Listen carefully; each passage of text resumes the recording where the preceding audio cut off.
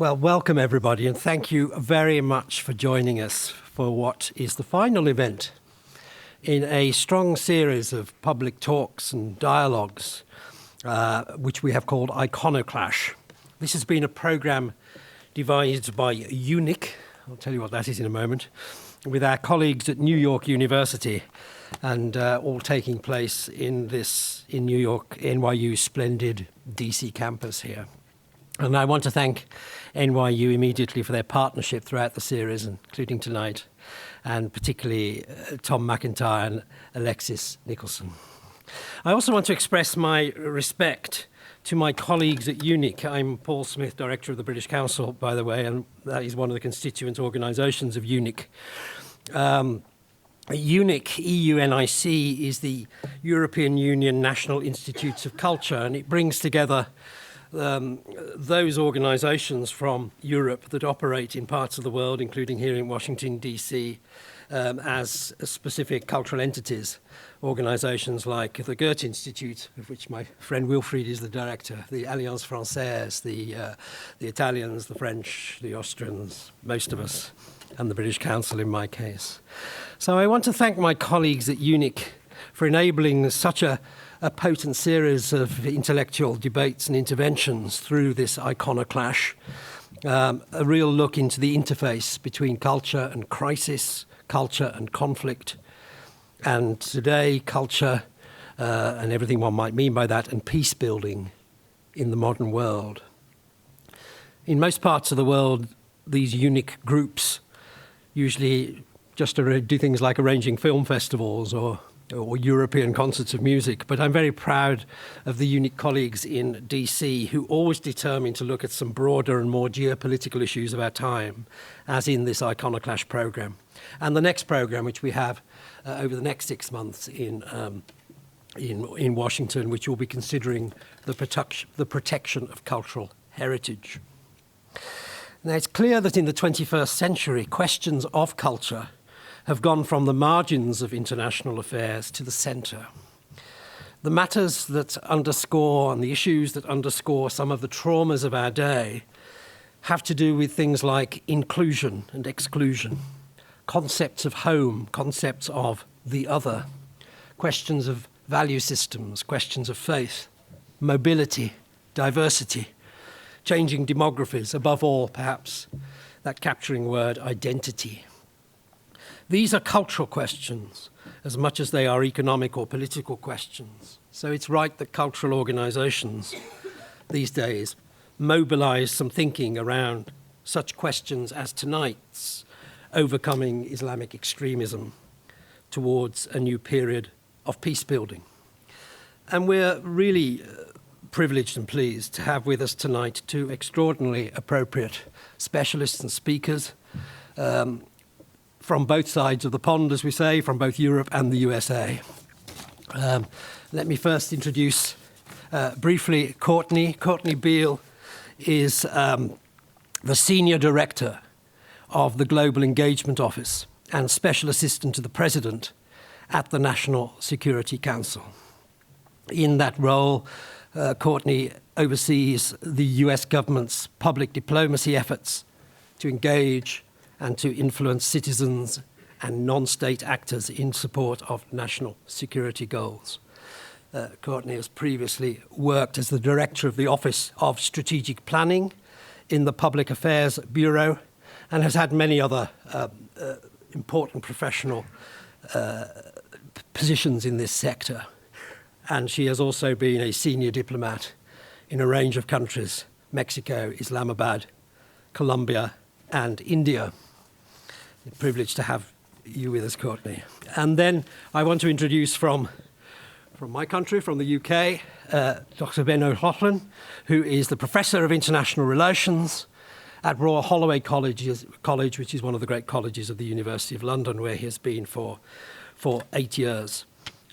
He is a DPhil in politics at the University of Oxford. And one of the most interesting other professional activities that Ben is currently engaged in, he's a specialist advisor to the UK House of Lords Committee on soft power, UK government's House of Lords Committee on Soft Power and UK Influence. He did this for 2 years and produced a major report on power and persuasion in the modern world. So those are our two speakers and discussants tonight, and I now want to hand over to Wilfried Eckstein, who is the director of the Goethe Institute in Washington and a prime deviser of this Iconoclash series of events. And I'd love to say that Wilfried is indefatigable in creating programs which help us navigate the choppy waters between culture and international issues of our times. And he's the perfect moderator for tonight's program. So thank you very much.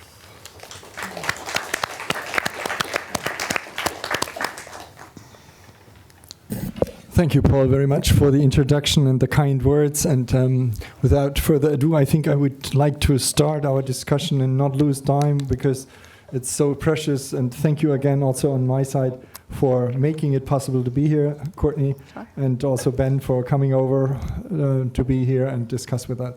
Courtney, may I ask you to simply start? Thank you. Please welcome her.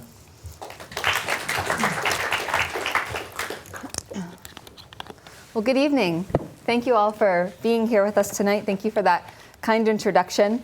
And thanks to NYU, the British Council, UNIC, DC, the EU delegation to the US, and Goethe Institute for supporting this event. It's really an honor to be with you here tonight to discuss this topic. As a diplomat for the State Department who has served overseas in many capacities, including in countries like Pakistan and Colombia, where I've seen firsthand the devastation caused by violent extremism, but also the everyday heroes who are helping to fight extremism and reduce radicalization. This is an issue that's really close to my heart. I think today our biggest global threat comes from violent non-state actors and the inability of fragile states to respectively respond to them. So first and foremost, when we look at solutions, we need a strong policy framework to strengthen fragile states and communities while also defeating terrorist groups on and off the battlefield. And public diplomacy plays an important role. Tonight, I'd like to address how we use in the US government cultural programs, exchanges, network building, communications, and social media toward these goals. And because Wilfried tells me that many of you are practitioners or one day will be practitioners, I'll give you a couple examples from US government public diplomacy programs as well.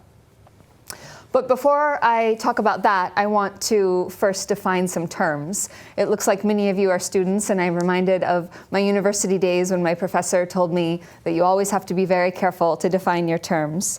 And so when I saw the topic of tonight's panel, I felt as though interacting with Islamic fundamentalism, as referenced in the panel topic, is very different than countering violent extremism.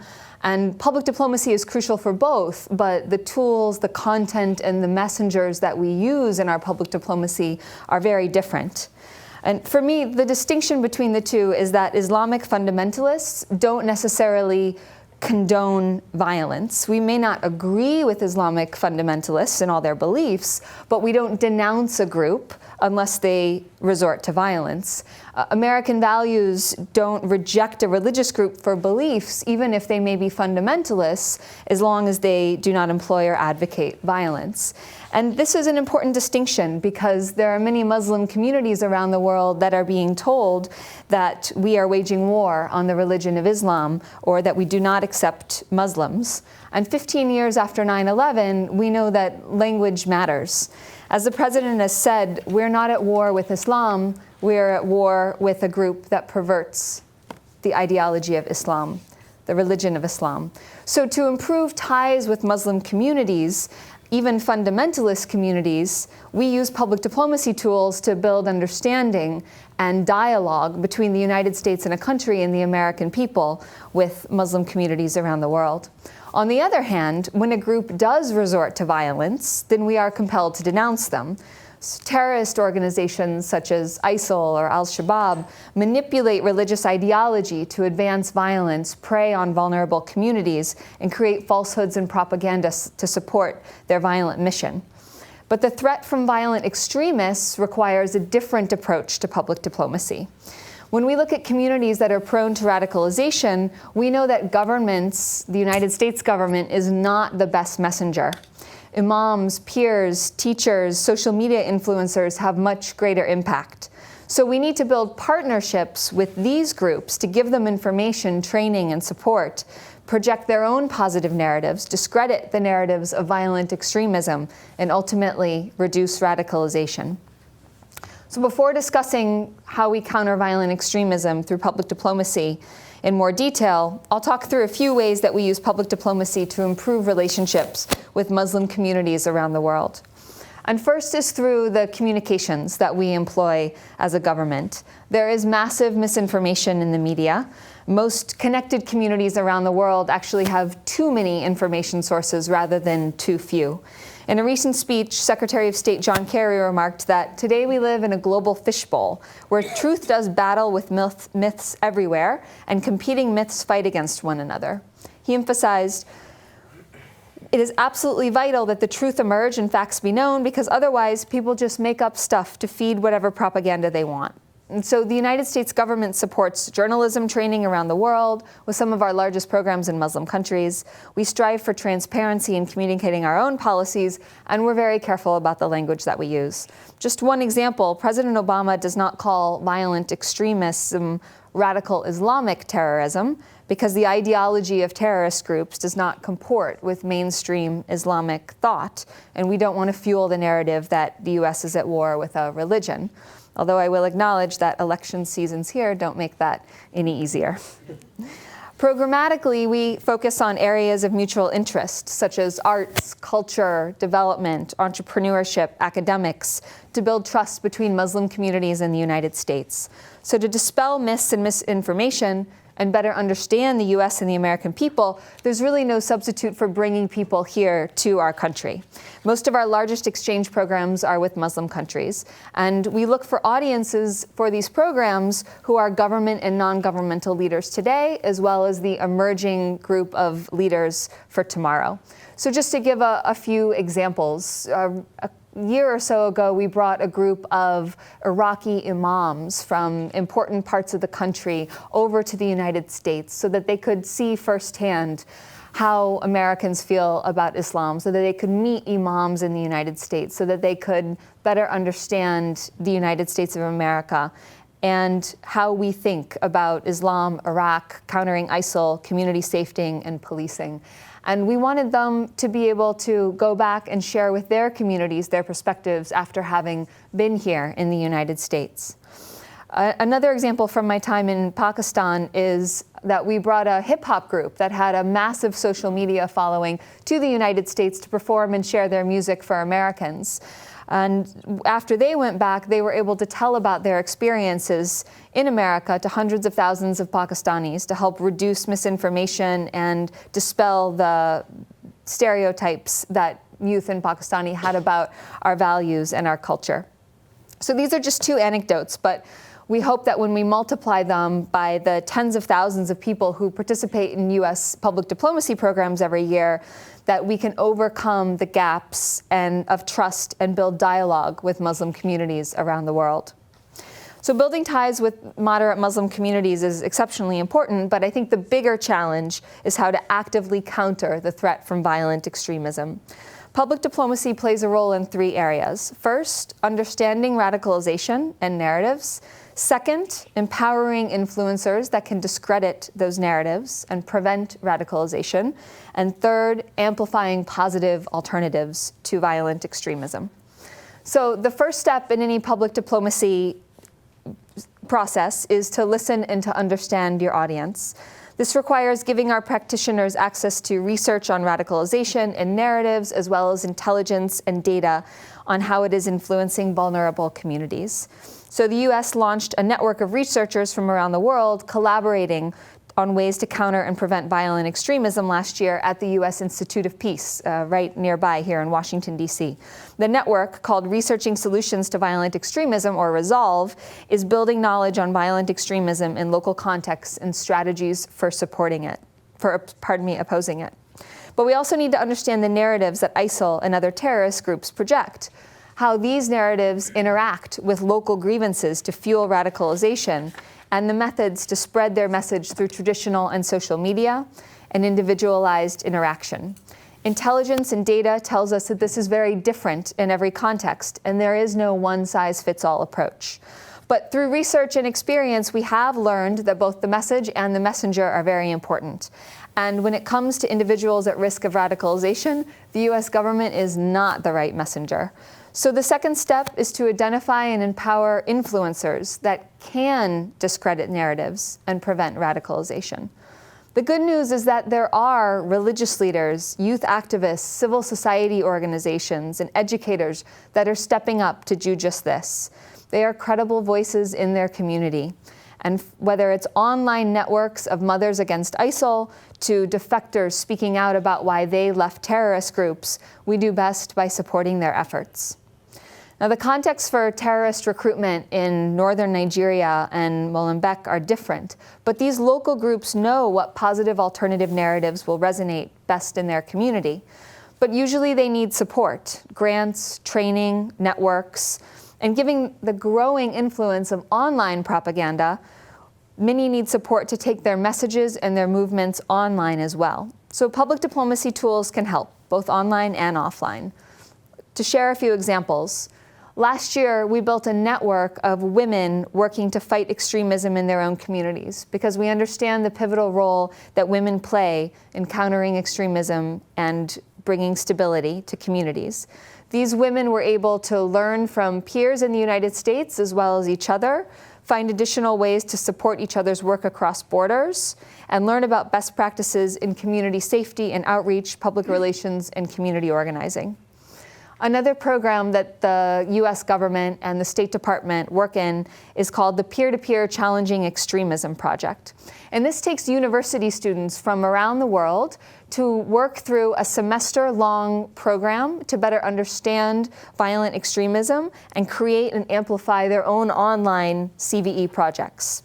Through an international competition that's co-sponsored by Facebook, the best projects then receive additional support. One of last year's winners, 195.com, runs social media and in-person education campaigns about CVE and gives young people the tools to connect across borders, cultures, and religions. The final example I'll share is the accumulation of many lessons learned in this area. In January, the US government launched the Global Engagement Center to replace the Center for Strategic Counterterrorism Communications at the Department of State. But other than a shorter name, how is this new entity any different? We now clearly recognize that the information battle space is equally important as the physical battle space, and that global violent extremist groups are increasingly networked. We had not put the required priority and resources against this problem, and we've been conceding the information space to terrorist groups. So in response to ISIL's propaganda, the Global Engagement Center, instead of doing direct messaging as its previous version did, is much more focused on empowering and enabling partners, both governmental and non-governmental, to speak out against groups that espouse violence using both traditional and social media. Just as we'll be cultivating third parties in our messaging delivering efforts, we also need partners in the private sector.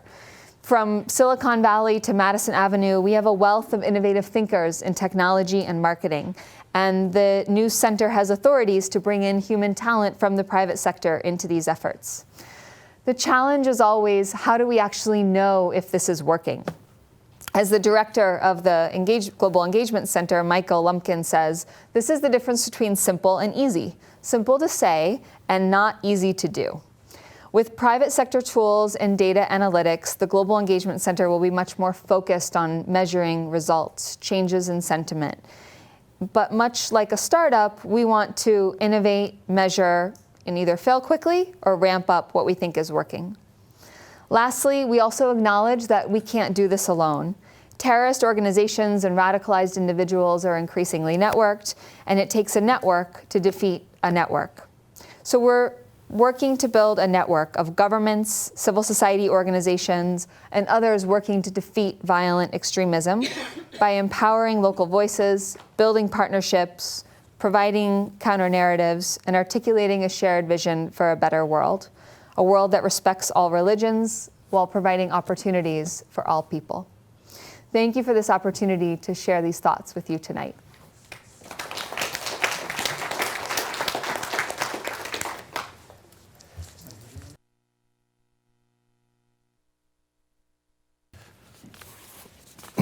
Okay, thank you.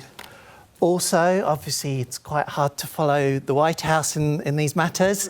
We were just in the green room before we came on, and they had the photos of the previous speakers, and Zizek and Martin Scorsese. So this must have been there was a photo of Martin Scorsese next to some of the others. So this must have been a very successful series. So well done to the organisers. So my contention today, obviously this series has been about culture and communication and conflict, as David said earlier. And today we're thinking about how this can be used in peace building in the future. And Courtney's outlined some of the actual initiatives that are going on right now. I'm somebody who does believe that culture and communication can make a difference in terms of peace building. Just to give an example, if you look at what President Obama did to reach the Iran deal, certainly in Europe, we've been trying to reach this deal since 2004 probably. For Iran, the problem is communication more than anything. They have wanted acknowledgement that their problem with the West is because we did bad things, particularly the US and the UK in 1953 and a little bit after 1979. The Iranian leadership have been saying consistently since 2004, 2003, if you just acknowledge that, if we can agree that that's what's happened, then we can make peace over the nuclear program. And our government wouldn't do it for a long time, and then Obama in his first term couldn't really say that. And there was lots of talk of clenched fists. Iran, if you will unclench your fist, there was lots of metaphors going around. And then second term President Obama, he's like, all right, hands up, no more unclenching fists, or we'll do that. Yeah, we did some bad things back in 1953, sorry about that. And suddenly these doors opened, and by changing the narrative, or by creating a shared narrative with what the Iranian leadership and a lot of the Iranian public believed about what's happened to their country, by having that by listening, what Courtney was saying, and finding that narrative convergence, then we've got a peace deal, which frankly most people didn't think was possible. So I'm firmly believing that communication and culture can lead to peace building. But I'm going to go through some of the difficulties and some of the problems, some of the practical problems that we face at the moment. And so first of all, I want to start with the idea of contesting the space. And this is very big, both in Europe and in government here. The problem of fetishizing the digital. I mean, it's great to have Facebook involved in everything. But if we look at an instance of radicalization, who's going to Syria? This is certainly a problem in the UK, but I know you've been having it in the United States as well. Young people going to Turkey, going across the border, going to Syria. Certainly in the UK's case, they've pretty much all come from 3 towns. Can't really name those towns. I hope you'll let me off with that. But it's not the internet that is driving people to be radicalised. It seems to be communities. And this is where some of the community, the women's communities and things like that becomes really important. So the idea that by clamping down on Twitter or by doing something different on Facebook, you're going to stop radicalisation or its consequences is just not borne out by the facts. The most people that have gone to Syria in the last couple of years are from Tunisia. Internet penetration in Tunisia is down here somewhere. It's not the internet that is making people angry. It's conspiracy stories, ideas going around in their local community, and it's television, which is still really, really important. It's still the main medium for most people in the world. So first of all, we need to yes, digital is important, but we've got to, when we think about it, see it in the context of all kinds of other media and conversations going on. And it's great that, certainly Twitter in the last 12 months has absolutely clamped down on IS, Islamic State material and accounts. The people who are trying to keep these accounts going, a year ago they were distributing content relatively freely. Now they're battling extremely hard just to keep their accounts up. They don't have time to propagate. They're just trying to stay alive or stay in existence. So a lot of progress has been made, but digital isn't everything. Another issue in terms of contesting the space is using kind of local proxies, if you like. And this is another difficulty that is going to be on the table for the next 10 years, next 20 years. It's been on the table for the last 100 years. Using people in certain countries, in certain communities, whose interests may align with you and they may want to help you build security, for example, or whatever aim you've got. But I don't know, are they overtly funded by you? We were talking about this before we came on. We have a problem in the UK, or an issue. Say we want to have some influence in a country in the Middle East. You can launch funding campaigns to sponsor NGOs or train clerics in dealing with certain local problems. But there's also, if that's done overtly, brilliant. But I want to put on the table that this also goes on covertly as well. That PSYOPs haven't gone away, that information warfare hasn't gone away. Certainly I have the sense that my country does this, so I would imagine that the United States probably does as well, in that you can set up NGOs that will then fund other NGOs, such that the other NGOs don't really know where the money originally came from. I think this is something that's going to go on and on and on. And insofar as public diplomacy, which is supposed to be about your government talking to publics in other countries and helping them kind of, build civil societies and whatever else they want, there's still a kind of information ops / public diplomacy difficulty that in the actual operational world is going on. I'd be very interested to hear what you think about that, and whether it's legitimate really to be paying people to kind of be on your side, given the stakes with the conflicts that we've got going on at the moment. Second big issue is understanding communication. And what have we learnt from the war on terror in terms of how persuasion works? Well, 80 years ago, the great US political communication people, Lazarsfeld and Berelson and people like that, just after the Second World War, they wrote that to be able to persuade, you can persuade some people under some circumstances who are talking to certain people who are exposed to some content. So if you take all of those, the idea that if you start addressing 1 million followers on Twitter, you might persuade 2 of them once you go through all of those kind of junctures. So there's been extremely unrealistic expectations about how effective counter-narrative battles can be, given that most people, we know this from political communication, and this is where international relations and foreign policy can learn from communication studies. We know that most people's opinions are really entrenched. They don't change much over their lifetimes. So the idea that having some kind of new TV station set up is going to change anyone's mind in a certain country is not supported by any evidence, and it's really, really difficult. So I just want to kind of put on the table that there's a need to manage expectations about what difference these can make. And obviously we want to be seen to be doing something and projecting and saying the right thing, but actually making any difference by doing that is unlikely. Also, in terms of communication, there's Courtney talked about the resolve problem and the new centre. And another thing just to put on the table is that certainly, in our country, I think it's the same here, every 3 to 4 years there's a new centre for, right now it's countering violent extremism. 5 years ago, 6 years ago, it was COIN, it was counterinsurgency, because Afghanistan and Iraq were the big things. In the 1990s, it was something else. At least every decade, I think more quickly than that, we go through a whole new wave of, there's radicalisation, or there's violent extremism, or in 5 years, we'll be calling it something else. We need to do loads of studies on this. What is this new terrible thing? And there's a kind of institutional forgetting that has been going on for the last 15 years, and how that can be overcome, how within the departments in your government here or across NATO and across the alliance, we can actually realise that there's been 50 years of studies of radicalisation. It's not something new. We kind of know how this has worked in all kinds of post-colonial situations. So how do we build on this? I mean, communication, you can get it right, but it still seems to not be taken that seriously, such that it gets reinvented. I was speaking to some people in the Army College this morning, and they were saying, if you look at the people at the top of the military, although we say that communication matters, they're not there because they're great at communication. They're there because they're good at hard power. So at what point are we going to get the people who, if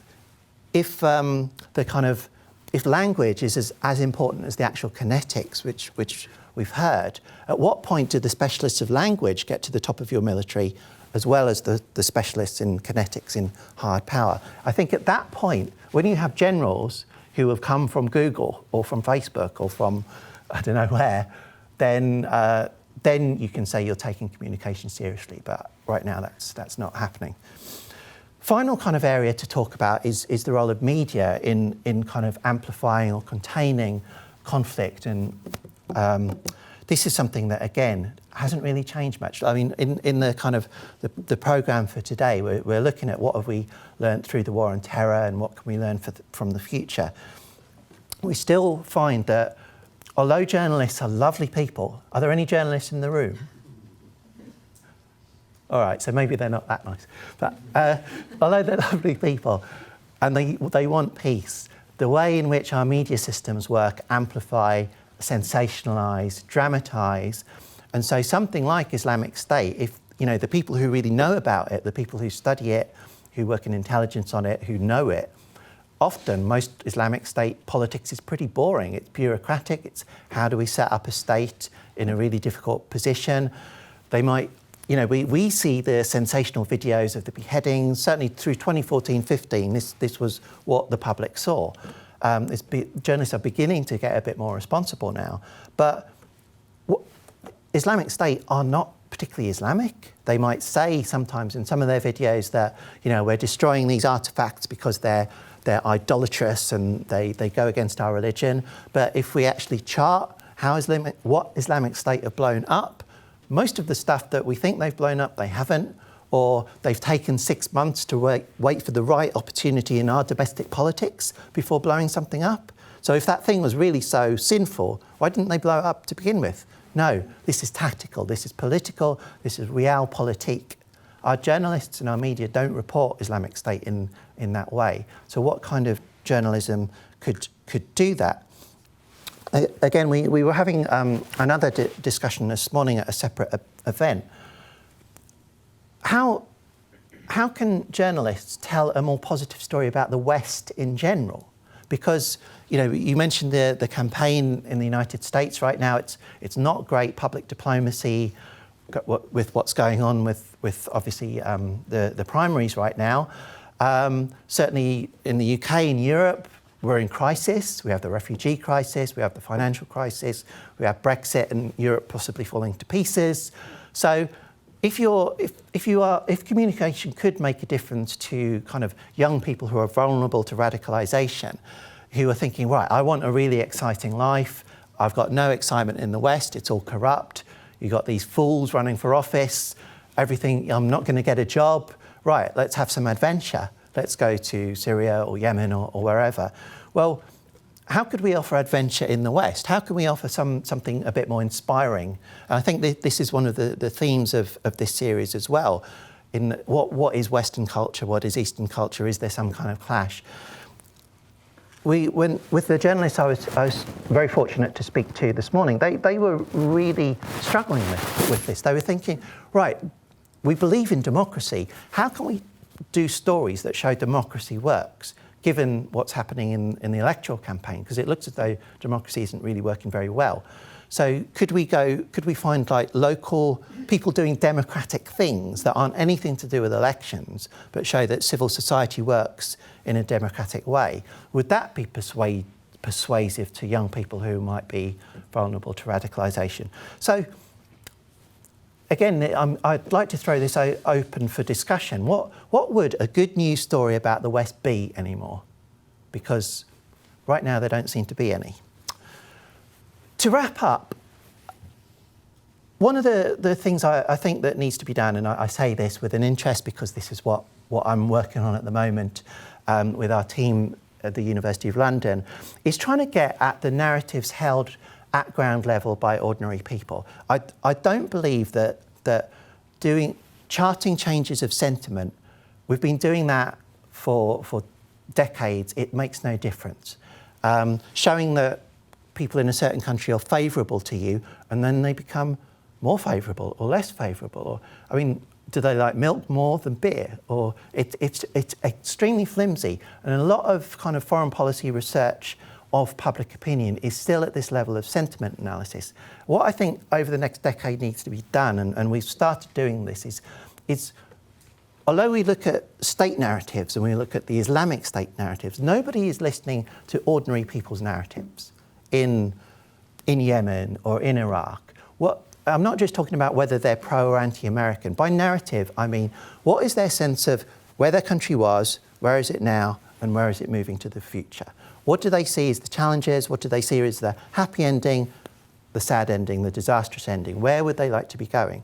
If it was possible for research to do that, rather than just looking at pros or cons or favourable, less favourable, then we might be able to start on doing what Courtney asked for, which is listening. You can't listen, or, well, we're just not listening. You need to actually hear the stories through which people experience their own lives, their country's lives, and the way in which the international system is heading. Because until we do that, if we just rely on surveys, then we can't listen, and therefore we can't take into account. So that, I think, is the big thing for the next decade. Thank you.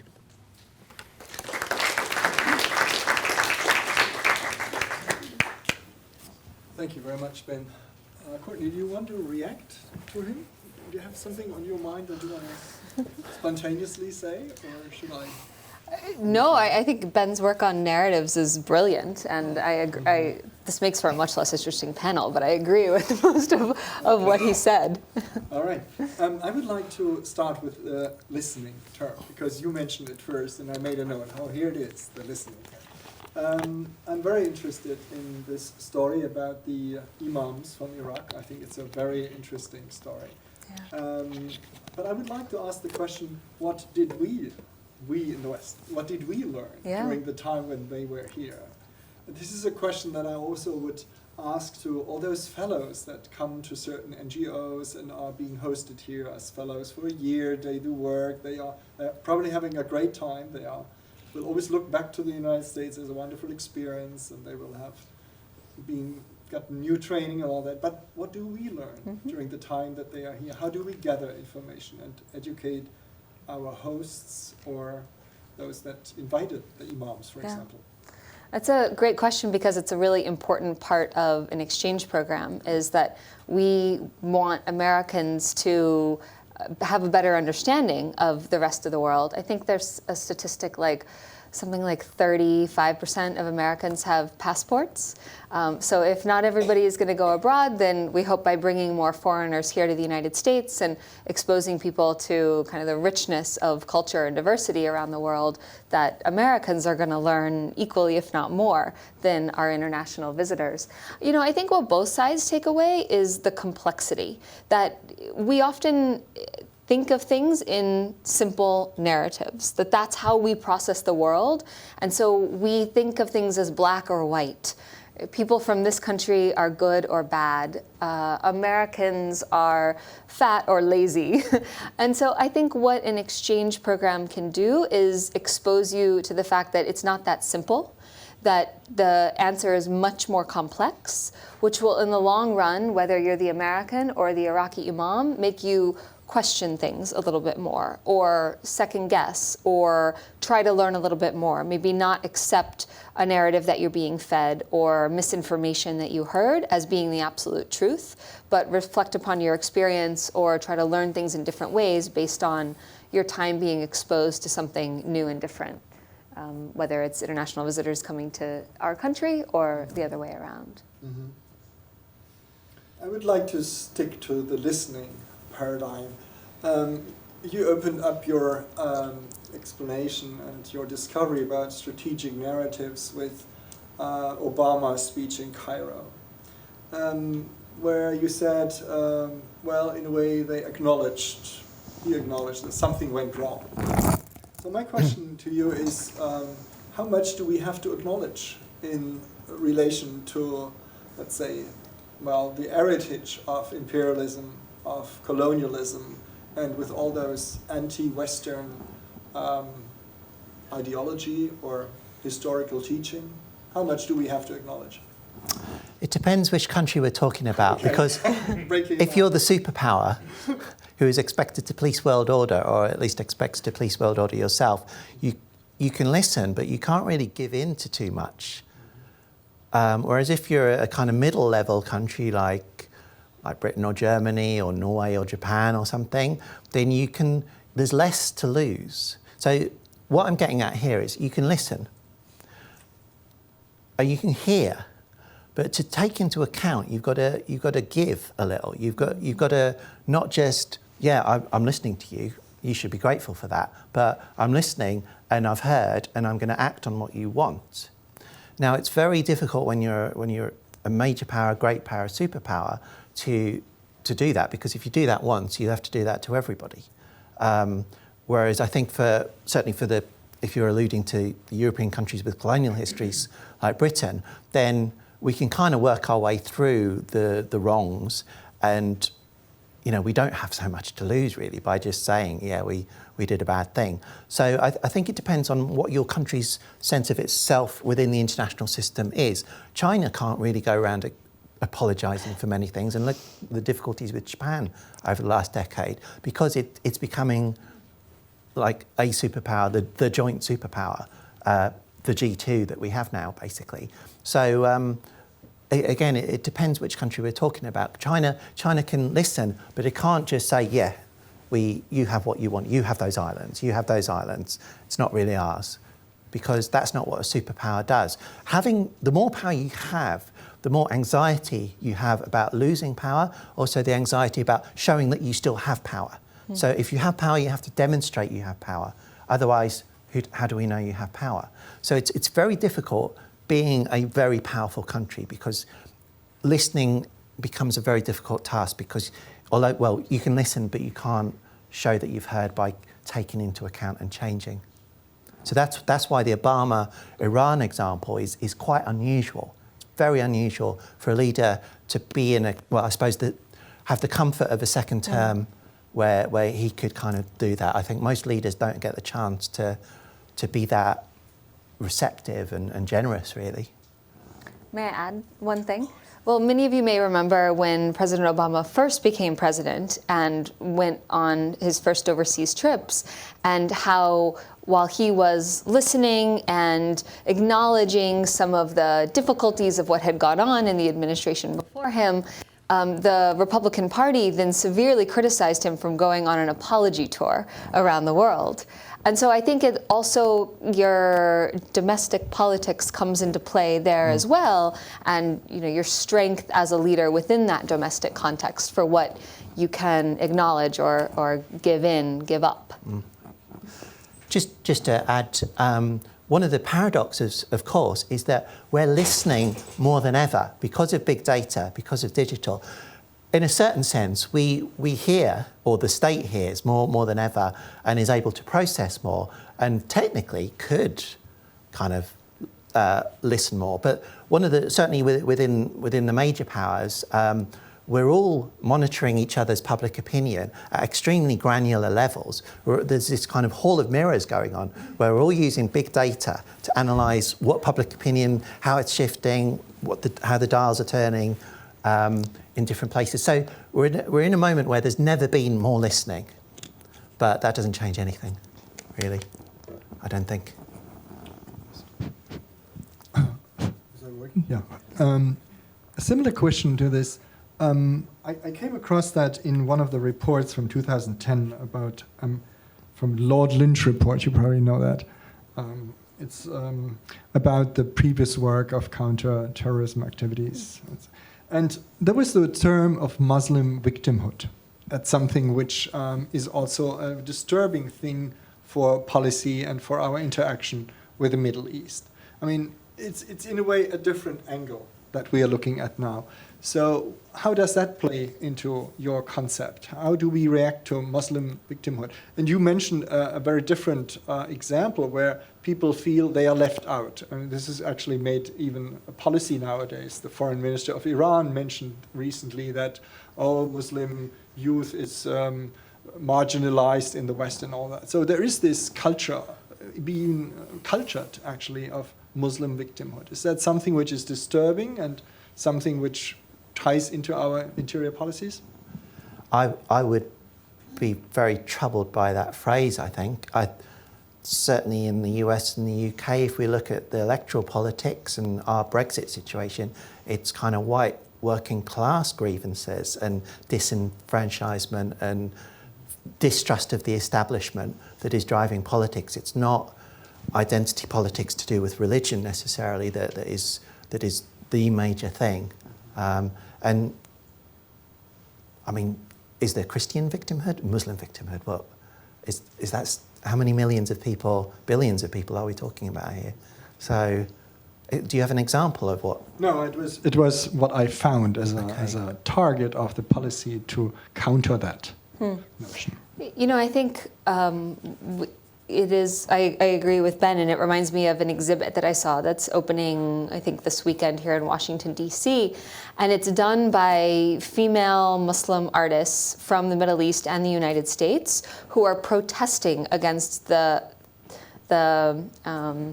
phrase, in some ways, Muslim victimhood. And the idea behind the entire art exhibit is that there is this narrative that women in the Middle East or Muslim women are oppressed because of covering or because of the religion.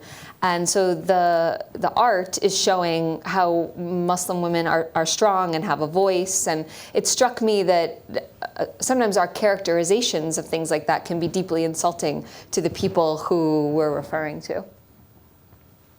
I would like to pick up one thing that Ben said. What would a good story about the West be? That ties back to when we had Slavoj Žižek here. He made it very clear that we need a more defensive, a more strong and more self-confident attitude towards our own values.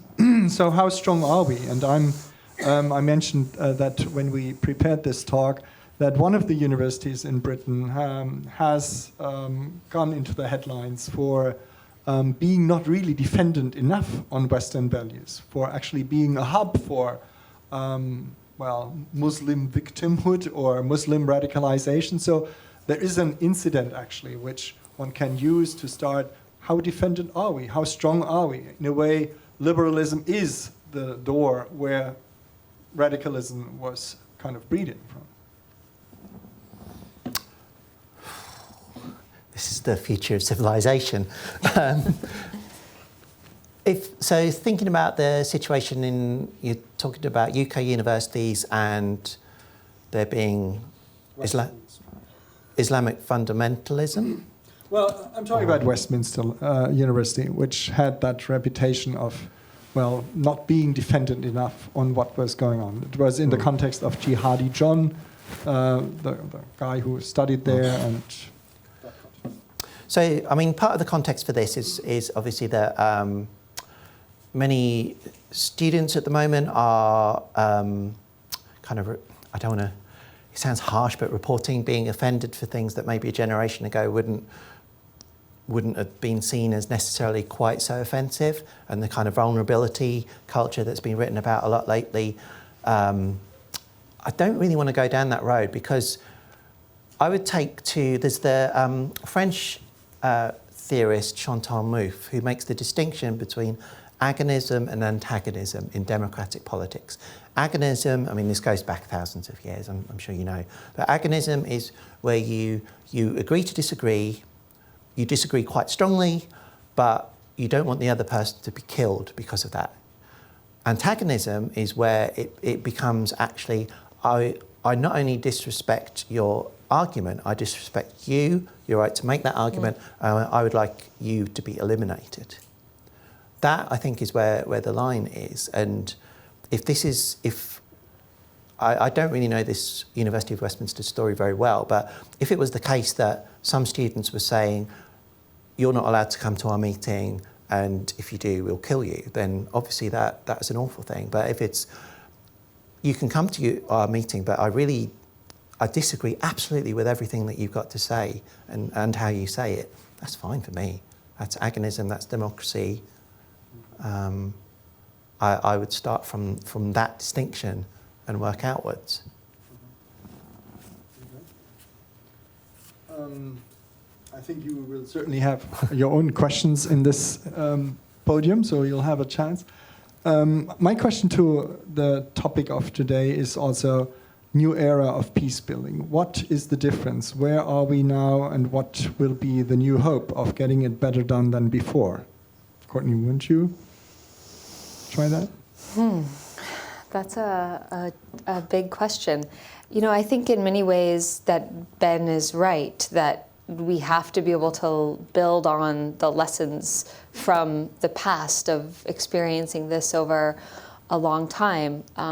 I honestly don't think that there's like a silver bullet of what we need to do differently for peace building. I think the challenge is that things only work when they're done in very long-term ways. And that's difficult with political cycles and very rapidly changing dynamics around the world. And I'm reminded of Colombia, where I served, and I was there towards the end of a 50-year civil war. And the United States government had been providing funding through Plan Colombia at that point for 10 or 15 years, and was finally starting to see, I was there in 2006 to 8, finally starting to see things turn around a little bit. And I'm not owing the Colombian turnaround to US assistance, but I think that part of it was a long-term bipartisan strategy to address security issues and development issues. And so I think the hope for peace building is to have governments, we were working with many international partners in Colombia all towards a common strategy. And so I think part of the solution is a very long-term investment in stabilizing and bringing peace to many of these communities and countries. I'd go along with that, and just to add, I mean, one way of thinking about this is, although I was critical of the digital and its fetishization, there are all of these crisis mapping and conflict mapping kind of digital projects going on now, where we can see through various kinds of data that, you know, it goes back to Kenya in the elections in 2008-9, where through people's SMS phone messages and through various kinds of citizen journalism and blogs, you could see where there was a trouble point, and you could see where there was a flashpoint. And after the Haiti earthquake in 2009 as well, this is now standard mainstream for any humanitarian crisis operation. So we know that if the big data is telling us that there's something terrible here, we can send resources, we can send whatever is needed. That's conflict mapping, that's crisis mapping.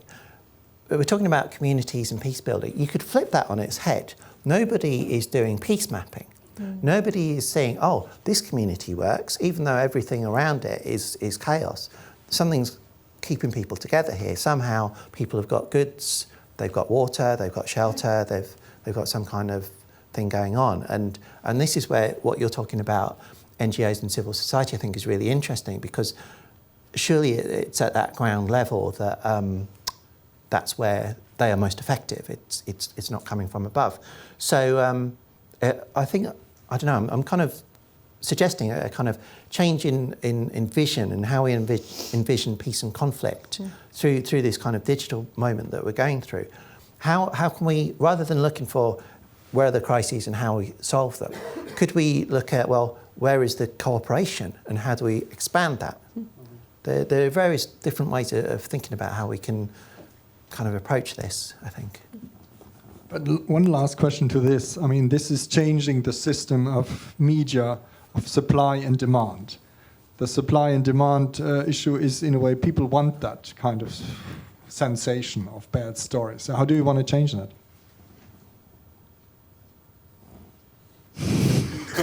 Change human nature. Easy enough. Please, any questions from the audience, please? Do I have micros? Oh, yeah. Hi, I'm Mike Springman. I guess it's on. I'm the author of Visas for Al-Qaeda, CIA handouts that rock the world. I've got to say I take issue with just about everything that's been said down there today. As I note in the book and in my interviews with RT this week and with Press TV this week, The United States of America and its repressive and repulsive allies in Southwest Asia are responsible for most of the terrorism in the region. And this is in large part due to the fact that the United States staffs its foreign service with people from the intelligence services. The current State Department Deputy Director for Ebola, for example, Andy Weber, he was a case officer in Jeddah when I was there. The American ambassador to Oman, Greta Holt, her background is Defense Intelligence Agency. She was my predecessor in Jeddah. The State Department rewards people who make problems. You've got, for example, Shayna Steiger, the woman in Jeddah who issued visas to 11 of the 15 hijackers that got their visas in Saudi Arabia. She's been promoted and still has a job with the State Department. So what we need to do to get peace in the world, to put an end to terrorism, is one, get the spooks out of the State Department, and two, stop this warfare all around the world. Every 40 months, the United States of America conducts a major military operation. And the Americans think, well, this is an ad hoc basis. We're dealing with bad people in Libya or bad people in Yemen. But in actual fact, the people who are being bombed have a different opinion, and so forth. Thank you. Do you have a question to the panel? Do I have a question? Yes. How can they justify what they said given the real world and given my book and given the fact that I've given real interviews to real people in real news services around the world? So we've got a reading to do. Thank you. Please, there's a... Up there?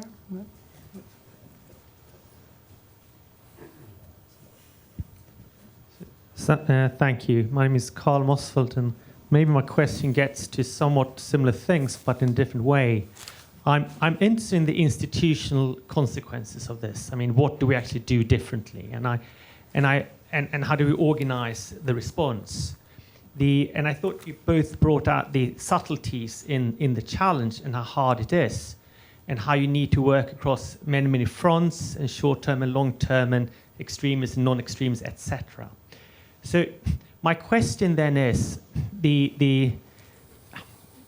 if I put in somewhat more provocative terms, one could suggest that what really is going to determine this is straightforward policy coherence that is driven consistently over a long time. In other words, good government. So is the conclusion what you're saying that the whole notion of public diplomacy drops out of the equation to some extent? Do you understand the question?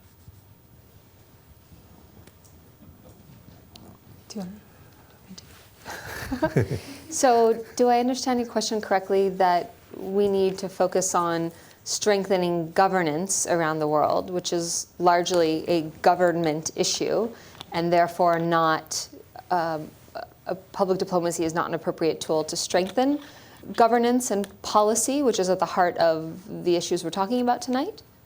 Well, I would frame it in using knowledge of individuals. We talk about relationship building. Yeah. How do you build relationships? Well, you build them by being a good, authentic person interacting well with others. Yeah. So it's about being a holistically presented being. The same goes for countries. Mm-hmm. So limited resources. Do you put your effort on being a good, holistic being in the world? Or do you put your effort on setting up offices, combating specific issues with specific tools around the world? Of course you do both, but the question still makes sense, I think.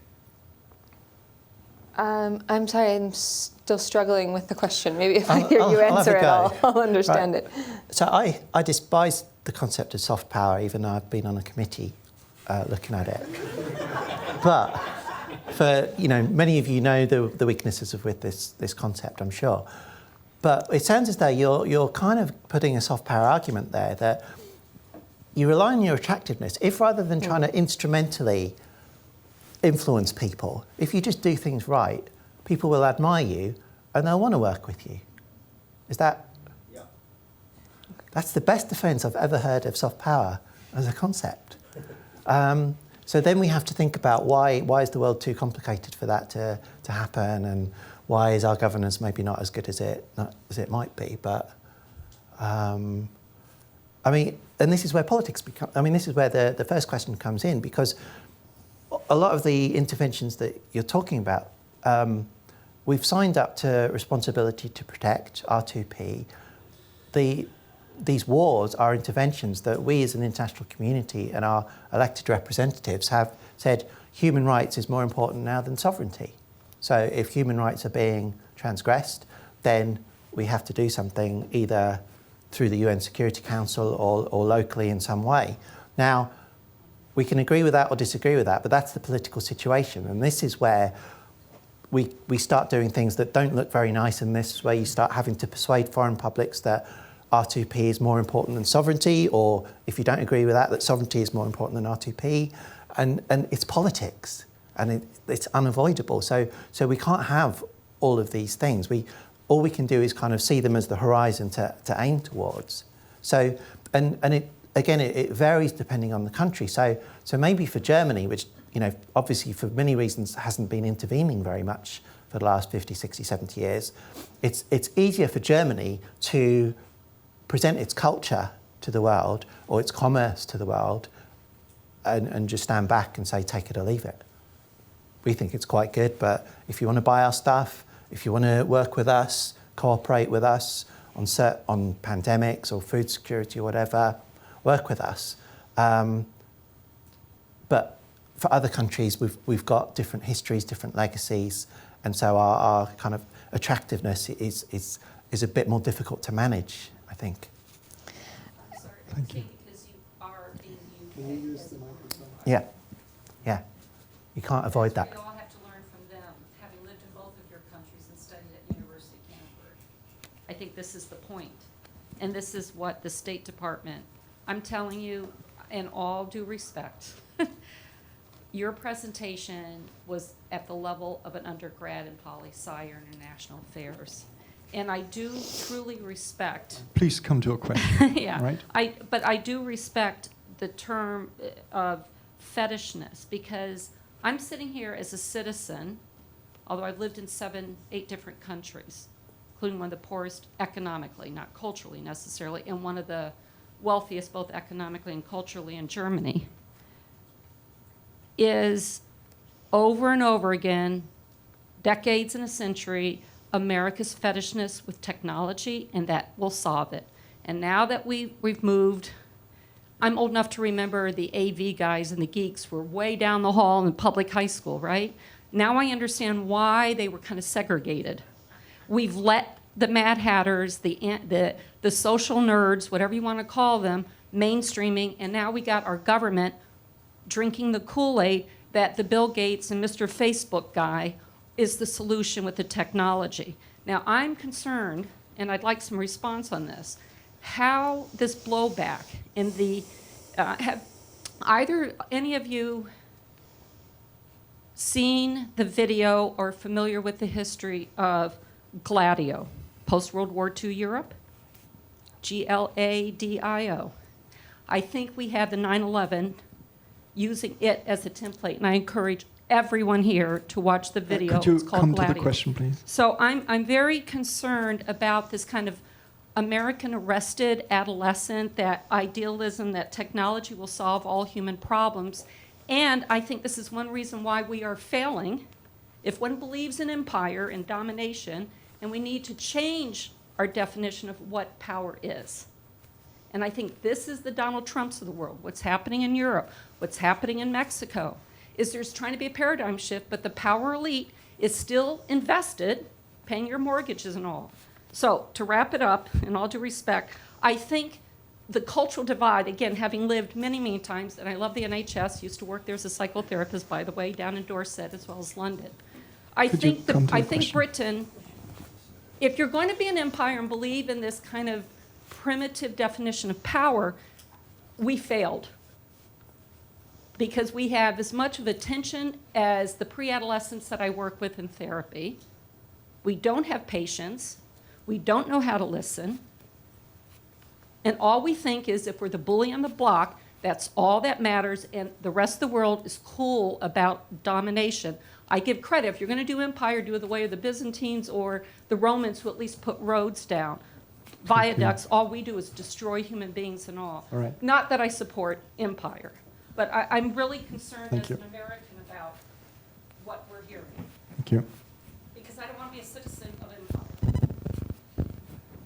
Hi, my name is Elias, and I will try to stick to 2 questions only. So one question, and both questions are actually inspired by friends. So one has to do with the point you made, Courtney, about the simple narrative, right? Because the world is complex, and many of the issues that we're grappling with around war and peace do tend to be complex.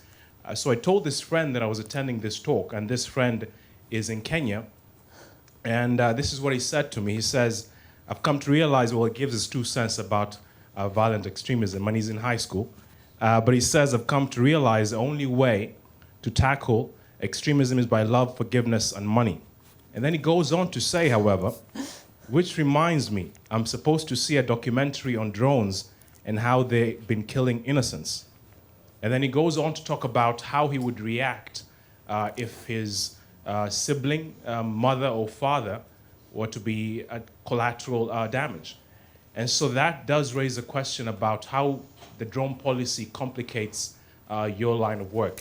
And then the second part of my question has to do with pluralism in the Middle East, right? I have a friend, Mara Mouachar, who's now in Jordan and has worked a fair bit in the region.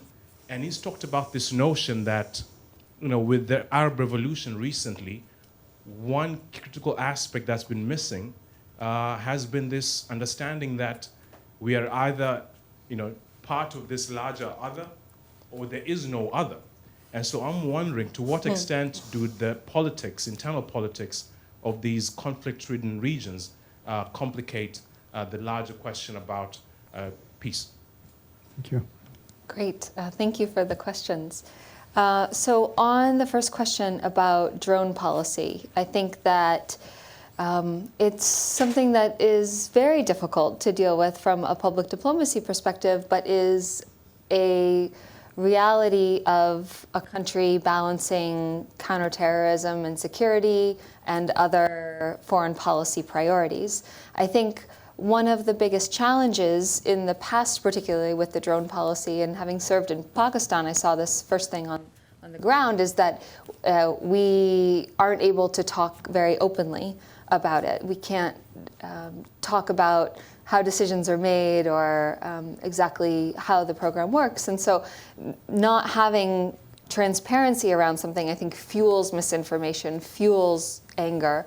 And I think that while this president has used drones, and people may have very different feelings about whether we should, he has tried to move towards increasing transparency in the program for lots of moral and ethical and foreign policy reasons, but I think also so that we are able to better talk about it and explain it as we seek to do communications and public diplomacy around the world, but it's an extremely challenging issue.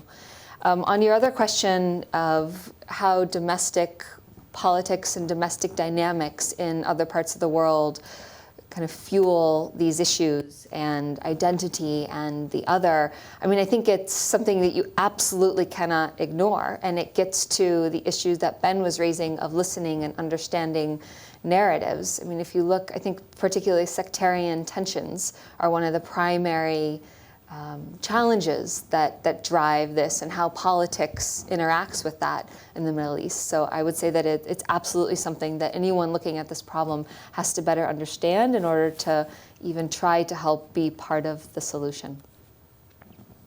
Did you want to add? Only that therefore means that we need very good contextual, cultural understanding of those countries, which, I mean, this is why I was talking about getting away from this fetishization of technology, because if we look at the Arab uprisings, and you can kind of assume that technology will do a certain thing, but if we look at the way people use social media in Syria compared to in Egypt, for example, the culture of kind of fear and obedience, or performed obedience in Syria, was so important, and it overrode everything compared to the more experienced political activism that was in Egypt. So you have to know really locally on the ground what, how culture informs politics, and how the habits of everyday life, and how people sense things which is kind of generational, and you really need good expertise for that.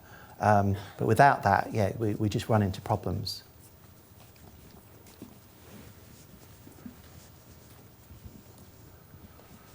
Hi, Justin Lee with the Bipartisan Policy Center. First of all, thank you for taking the time to speak with us today. The talk was very enlightening. I guess I had a question about where you see the difference between hard and soft power. As I think it was Ben that had mentioned, you need more of these hard power people who understand the value of soft power. But I guess, so what would you see as the ideal mix between the two, the interaction between the two, given that public diplomacy seems to fall under the umbrella of soft power? How would that play off, the things that hard power can bring to the table? You want to start? Well, it totally depends on what the problem is that you're trying to solve. Yeah. And I mean, in this town, I'm guessing we have Hillary Clinton's smart power as the paradigm. So if you don't know that, it's the idea that you kind of use them both in a smart way. So you might get your military to do soft power things, like just make sure a school is safe for education or something, or you might use your teachers to do a hard power thing, like make sure that students aren't being radicalized or something like that. So then things just get quite mushy and merged, and it's very, very difficult. But the principle is you have these two tools of statecraft, and you just use your intelligence, and it's kind of a pragmatic approach. Mm-hmm. How that works in practice. Maybe I could try to talk a little bit about the practice part of it. So the National Security Council, our role in the US government is to try to coordinate policy processes among different agencies. And the Obama administration actually created the office that I'm now in, the Global Engagement Office, I think to try to do a lot of what you're talking about, is how do you bring soft power tools together with our hard power tools in order to find the right mix, which is going to be different for every challenge in every different country. And so our goal of our office is to be able to sit at a policy table when we're talking about whether it's repression of the Cuban people or the difficulty with the South China Sea, and be able to talk about how we can bring soft power tools into the conversation. And there are very kind of different models. We were having this incredible conversation beforehand about the British Council and how they have some independence from the British government, and that allows them to focus much more on longer-term international cultural relations. I hope I'm summarizing that somewhat accurately. And in our government, we used to have something that was similar, and we actually merged it into the State Department back in the late 90s. And part of the thinking behind that was so that when you are addressing problems, you have all the tools, the levers of national power, so that you can bring them to bear on a problem. Good evening. My name is Christopher Dujardin. Messaging is a key tool in countering violent extremism, or at least one of the tools. With the age of social media, how can the West do a better job in getting its message out first and out louder than the other side? I'm not sure that getting it out louder is necessarily going to get us to our goals. I think the way that social media has allowed any individual around the world to have a voice, to create a video that goes viral, to take an online movement offline and be able to make impact in a community, actually means that we need to look much more at networks and partnerships rather than being the loudest or having the most media entities or having the biggest journalist tell your story. That's certainly a part of it, but I think the issues of credibility and having others who feel the same way and are espousing the same views is in some ways more useful, because a lot of people no longer trust authority and institutions and government and even media in many places around the world. They get their news from Facebook. They believe what their friends are telling them. And so the direction that we're heading in terms of working with partners and creating relationships with people who share our goals, I think is meant to try to also be able to have influence over in the social media realm, even though we are just but one of many, many people in the online and traditional media world. It's a provocative and interesting question as well. And I'd go along with, I completely agree with Courtney that being first or being loudest is really not the most important thing. What seems to be the game, if you're thinking strategically, I mean, there's the phrase contesting the space, which I guess what we're talking about here is winning the argument within the space. But there's also contesting the nature of the space. Like, how does it work? What are the protocols? How does communication work? So on Twitter, for example, we're just doing research with the Pray for Paris, Pray for Syria hashtags. And we find that the reply function is used for solidarity. It's to show solidarity, it's to share that you feel the same and to offer support. Whereas the retweet function is used for that. The reply function is used to argue and say, yeah, you're missing, what about this? What about Nigeria? Even though that was a year ago, or what about this?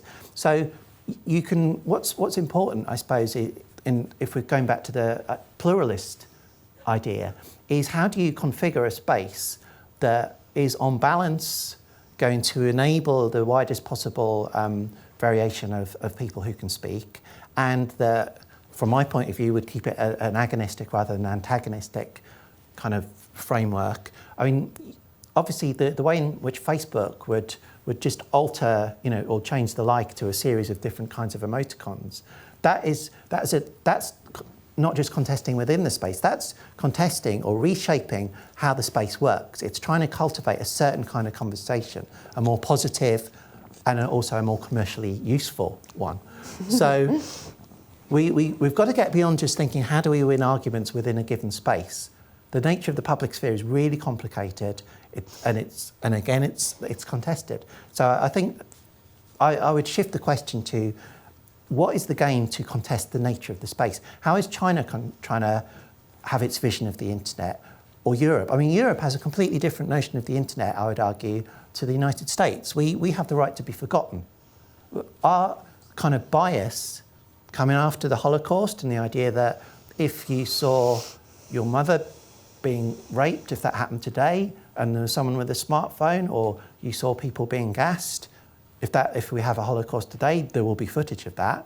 Well, in Europe, we know things like that happen, and so we don't want the automatic thing to be that information is free, because that information might be painful, it might take an awful lot of trauma and working through to get beyond that. So our contesting the space is to create a different notion of privacy, a different theory of information to the United States, where here it's a more it'll be fine, trust human nature on a kind of more liberal, optimistic view, maybe, compared to our kind of historical perspective. And then Brazil has its own internet, Iran, and so on and so on. So it's not, I know we've gone a long way from your question, but they're contesting the space and being first and quickest. You've got to decide what you're first and quickest into. That's the game. Maybe two more questions. Sure. My name is Samar Chatterjee, Safe Foundation. I'll address my question to Mr. Ben because I heard your presentation in full. You started out and you made a point that sounds interesting, that Obama saying to Iran, unclench your fist, but you also said that it's the United States that needs to unclench its deadly, murderous, and sometimes very genocidal fist. And that's a balance. But then at the end you said, United States cannot apologize for all the bad things. I think they need to, because after doing all these wars and destruction that we've done, we need to apologize very heavily, whether we like it or not, that in order to bring some kind of a balance and send a message that, hey, let's all stop killing, and I'm going to do the same thing. For example, you talked about the beheading. Okay, fine. In the West, we propagandize that it's very barbaric. Okay, but just recently I looked at one of the bombing sites that was shown on the TV, a huge building where about 400, 500 people maybe living here in Washington. It looks like an apartment I live in. And United States Air Force crosshair and blew it up. Now, and they called it an arsenal. Well, there may be some give us a arsenal. question, please? Yeah, I'm just coming to that. Arsenal, but you may have blown up, you may have vaporized like 400, 500 men, women, and children. And having done that, it's as much barbaric as beheading somebody, probably far more barbaric. So given that, United States needs to unclench itself and come clean in order to bring the two sides to understand. I mean, when the United States bombed, or rather... I think your point is taken. Okay. Do you have a question? Nuclear bomb in Japan, it had to apologize. It hasn't, but it should. Is there one more question in the room? Paul, you want to... Nobody on this side has gotten a chance because the microphone's over there. Maybe we can. Thanks. This is working? Yeah. My question, I guess, is bringing it back to a little bit smaller. This is mainly for Courtney, but anyone else who knows anything about these processes would speak to this. When governments, such as the US government, but perhaps other governments that you're working with, study narratives and study these dynamics, two things come up. One is the problem of time, and to speak to your point about getting the whole picture about how people imagine their national futures and pasts, that research task is immense and very time-consuming. And the CVE thrust appears to be relatively new, although there is a body of research behind it. What is the time horizon that you're planning your projects for when you're monitoring things? And when you look at a narrative, what are the attributes, not the values for the attributes, what are the attributes you're looking for around a narrative or a narrative dynamic? Thank you. To speak to the first question, well, we've already, somebody else has already said that it's very difficult for a US president to apologize because of the nature of US public opinion. You'd lose office. So you could do it knowing you would lose office, but my sense, I mean, I don't live here, but my sense of US public opinion is it doesn't like saying, yeah, sorry, Iraq, we did this. So the leadership might feel that, but that's not going to happen. But what changes the picture is digital. And again, this sounds a bit hypocritical, but the fact that everything is recorded or can be recorded, so you don't even know if it's been recorded, does mean that there is unprecedented possibility to hold people to account. So we see this, Abu Ghraib was the exemplar of this, but there are things that have happened that haven't come out yet. There must be. There are things that will happen that will come out. With digital, what you don't know is whether it's going to come out in 2 days or in 50 years. But at some point, apologies will be needed, and more apologies than we've had through the whole kind of colonial period, certainly from my country's point of view. So digital kind of, to the extent that it can be used, for example, as war crimes evidence, so, to the extent that there is an ICC, you could hold leaders to account more easily than you could have 50 years ago because there's simply more digital traces of what's happened. There are some brilliant NGOs using satellite footage and user-generated footage in Syria and in Palestinian territories that you can use publicly available data to see where missiles have been fired from. You can trace their arc. You can triangulate the data to be pretty sure that this is where it came from, this is where it landed, this is what the damage was, in ways that were impossible 5 years ago, let alone 50 years ago. So there are reasons to be optimistic, even if the political climate and the public opinion climate kind of doesn't make it feasible. But technically, far more kind of accountability might be possible. I hope that kind of gives some answer to your question. And in terms of the narrative research, this is funded by the European Commission. We've got 3 years worth of funding. We've got researchers at universities in the Palestinian territories and in Ukraine who are going to be doing, I mean, it's not something you can do as a graduate master's dissertation. This is quite expensive, if you like. But there are enough people around universities that want to do this because it's after the kind of tone deafness of the sentiment analysis that we've had. The problem is you don't want to be the human terrain team of 10 years ago, the anthropologists that kind of, went into Afghanistan and lost their reputations. So as an academic who wants to inform policy and wants to inform civil society, there's a balance to be done with your narrative research. But I could happily talk to you about how to do it and what's feasible. So on the narrative research, I think to give an example of how you might be, or on the data and analytics and monitoring sentiment analysis, I think one interesting hypothetical example is that if you know what the 3 towns are in the UK where there is the most radicalization, then how can you use data analytics? And I will preface this by saying that the United States has Privacy Act laws, and so we have a ton of restrictions on what we monitor and making sure that it's not US persons. But if you can go in and monitor what people in those 3 cities are tweeting, retweeting, looking at, linking to, and then you can work with, if you have a trusted government, to have programs in those cities to try to help do kind of face-to-face off-ramping or working with community leaders.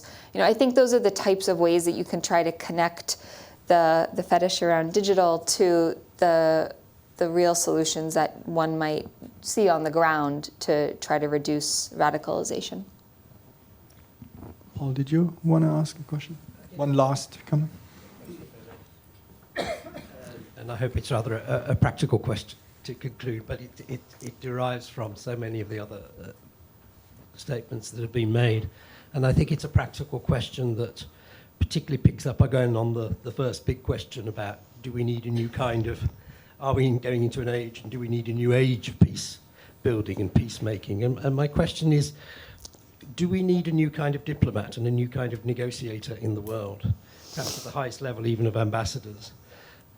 People who, yes, of course, go out and represent the interests of their country, obviously, but whose primary job is to actually understand the countries they're in and seriously and deeply return that back to the decision makers in their own country, such that they can